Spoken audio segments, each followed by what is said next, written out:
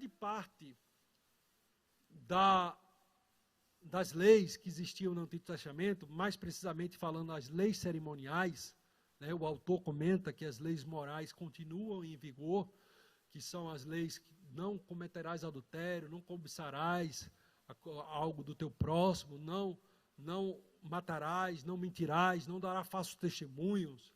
Então, tudo isso continua valendo, não como algo que a gente pode se abraçar para alcançar a salvação, porque a salvação passa a ser alcançada por meio da fé, mas como um padrão de justiça que devemos perseguir como resultado da nossa fé. Mas eu quero fazer menção que grande parte da lei cerimonial que existia no povo de Israel, ela existia como sombra dos bens futuros, não como imagem exata das coisas. E aí eu faço menção a essa imagem do slide, que mostra aí essa sombra, né, sobre a parede, os quais servem de exemplo e sombra das coisas celestiais, os textos de Hebreus capítulo 10, 1 e Hebreus capítulo 8, versículo 5. Assim, esses mandamentos, eles se viam de sombra, e nós temos alguns episódios do Antigo Testamento que foram milimetricamente planejados pelo grande Criador dos céus e da terra, pelo o Senhor que controla todas as coisas, o Deus de Abraão, Isaque e Jacó. Ele arquitetou o episódio de Abraão, quando Deus pediu a ele o seu filho Isaque, e no momento do sacrifício, um cordeiro substituto que substituiu Isaque e foi sacrificado no lugar do Isaque. Ele planejou ali a 10ª praga no Egito, através do sangue do cordeiro vertido nos umbrais da porta, trazendo o livramento da 10ª praga, da morte dos primogênitos. Ele projetou o sacrifício dos animais no templo, em que o seu sangue era derramado, o bode expiatório em que o sacerdote colocava suas mãos sobre ele e confessava o pecado do povo, e eles eram enviados ao deserto. Ele projetou tudo isso para que tudo isso apontasse e conduzisse para Cristo. Ele projetou a serpente de metal que foi levantada do deserto por Moisés, para que todo aquele que olhasse para ela e cresce pudesse ser livre, liberto do veneno das serpentes ali no deserto. E Jesus, com Nicodemos, apresentou essa maravilhosa sabedoria de Deus, dizendo que o Filho do Homem também seria levantado sobre o madeiro, para que todo aquele que olhasse e cresce para ele fosse salvo.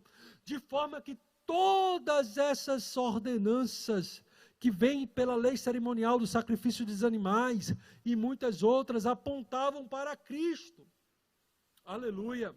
Eu costumo citar o seguinte exemplo, irmãos.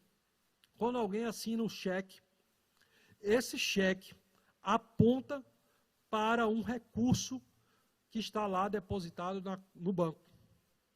Então, se você recebe um cheque devidamente assinado, devidamente preenchido, você não está com recurso na mão, mas você está com um título que aponta para o recurso que está depositado no banco.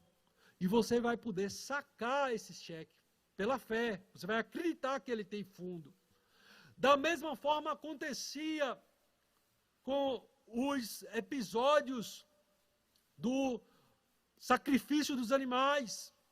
Quando o povo de Deus ouvia a revelação dada por Deus a Moisés, e colocava ali um sentimento de arrependimento e fé, e ofertava ao Senhor um animal para morrer em seu lugar, aquele animal estava linkando ao crédito da justiça de Cristo, que haveria de ser crucificado. Aleluia, glória a Deus. Nós temos, irmãos, slide com o título Justificação mediante a fé, em que Paulo trabalha exatamente isso em Romanos capítulo 3, versículo 24 e 26, em que ele fala lá, na metade desse texto, ele fala lá que ao qual Deus propôs para propiciação pela fé no seu sangue, para demonstrar a sua justiça pela remissão dos pecados dantes cometidos sob a paciência de Deus.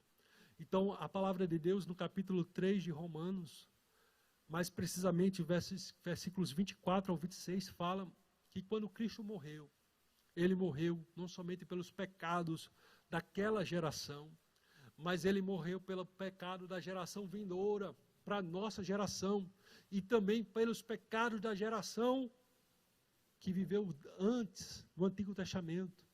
É o que está escrito aqui sobre a paciência de Deus.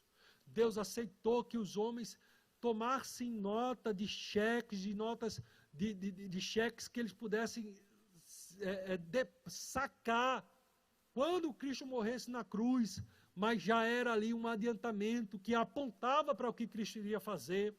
É o que Paulo fala lá em Gálatas capítulo 3, versículo 24 e 25, de maneira que a lei nos serviu de aio para nos conduzir a Cristo, para que pela fé fôssemos justificados, mas depois que veio a fé, já não estamos mais debaixo do aio.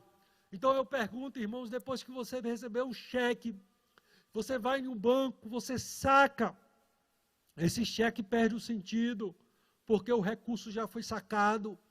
Então todos aqueles cerimoniais, aquelas ordenanças, aqueles sacrifícios que eram feitos, que nada mais eram como aios, como guias para Cristo. No momento que Cristo vem na cruz do Calvário, ele invalida aquelas práticas cerimoniais, porque ele cumpre todas elas no sacrifício perfeito de Cristo. Aleluia, louvado seja Deus. Glória ao nome do Senhor Jesus.